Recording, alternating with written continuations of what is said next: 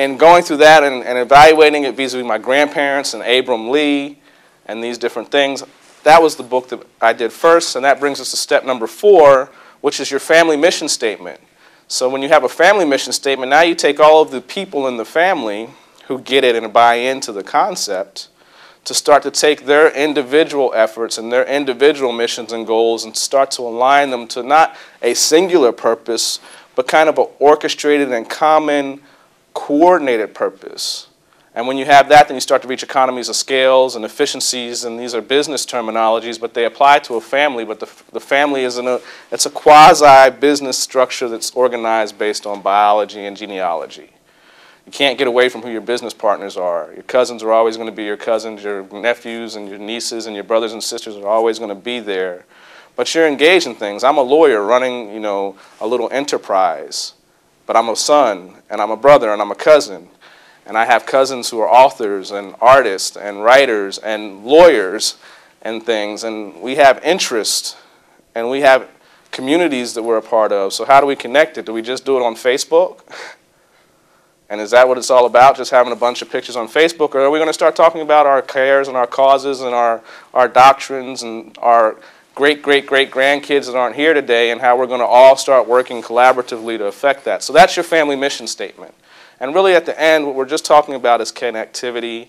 We're talking about a new era of connectivity because of the World Wide Web, because of cool applications on the web. You have streaming video in different languages. You have things like Babelfish, where you can read other people from other worlds, from other countries' thoughts and feelings. And it's Web 2.0, so it's from the bottom up. It's user-fed. You don't have to worry about what Rupert Murdoch thinks. You get to hear what, Safi and wherever he is or she is thinks. So that's really cool. And now we have some more tools, and we have a very cool online platform that we're building that is going to continue to try to give just tools and abilities for people to work in this generative process. And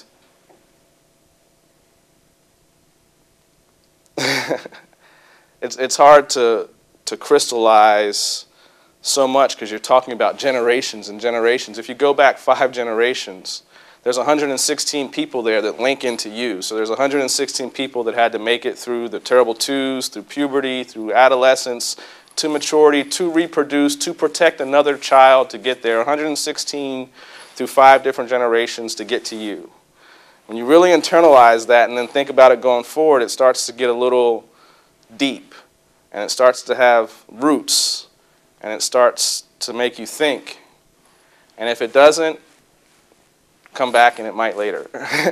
But that's what the process is about. And since we're here at the University of Miami, you have to mention some of the things that get done here at the University of Miami. Is we have the Heckling Institute here.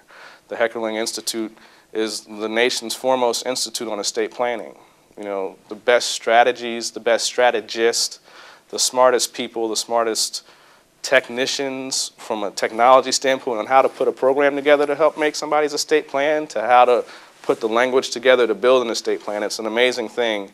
And we have the very cool opportunity to only have one of the, I think it's the only LLM in the country, right, for estate planning. So we have the only LLM in the country and a phenomenal tax program, one of the top 5 tax programs in the country.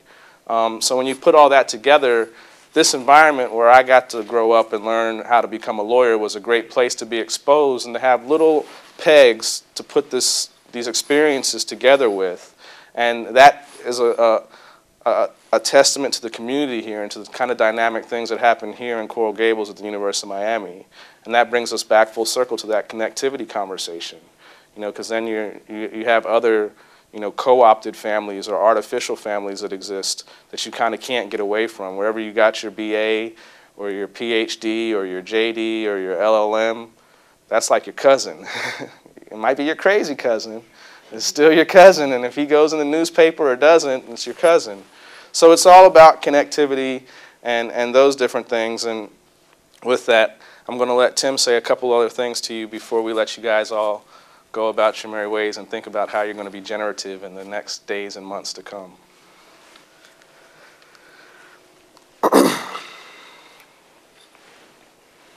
I don't know what it's like for law students. I know what it was like for seminary students, and we all know what it was like for college students to go through that freshman English class, that compulsory one, and even back in high school, and your teacher would say, you will write a paper on, and your stomach began to churn, and you began to think, do they stay up late at night to come up with these nonsense topics?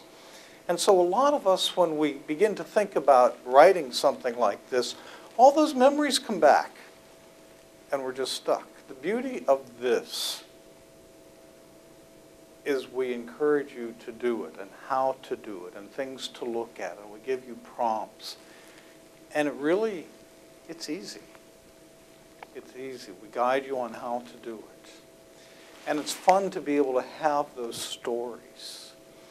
2 years ago, I went back to Ghana with my two boys. My older son was born in Ghana. He was 14 months when we left, so he really doesn't have much of a memory. And my younger son was born in Illinois, so he wanted to go see where the rest of us had lived.